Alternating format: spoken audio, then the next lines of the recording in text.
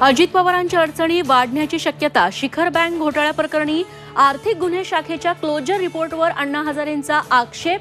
अण्णांनी इतरही घोटाळे उघड करावेत, राऊतांचं आवाहन।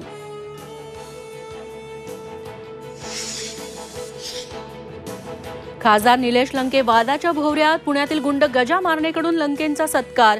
जिथं सत्कार करण्यात आला ते घर गजा मारणेचं असल्याचं माहीत नव्हतं, निलेश लंकेंचं स्पष्टीकरण। राज्य विधिमंडळाचं पावसाळी अधिवेशन 27 जून ते 13 जुलै दरम्यान मुंबईत होणार। 28 जूनला मांडला जाणार राज्याचा अर्थसंकल्प। आईस्क्रीममध्ये सापडलेलं ते बोट कुणाचं? पोलीस तपासाला वेग। बोट महिलेचं की पुरुषाचं? किती दिवसांपूर्वी बोट तुटलं? फॉरेन्सिकच्या मदतीनं तपास सुरू। नागपूरच्या धामणा गावात तणावपूर्ण वातावरण। स्फोटातील मृतांचं पार्थिव स्वीकारण्यास नातेवाईकांचा नकार। चेकसह लेखी आश्वासनाची नातेवाईकांची मागणी। तर मालक शिवशंकर खेमकाला पोलिसांकडून अटक।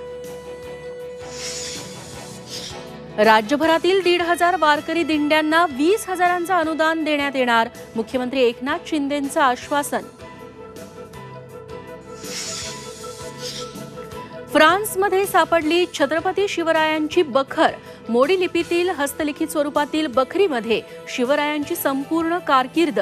गुरुप्रसाद कानिटकर, मनोज दाणींचं संशोधन।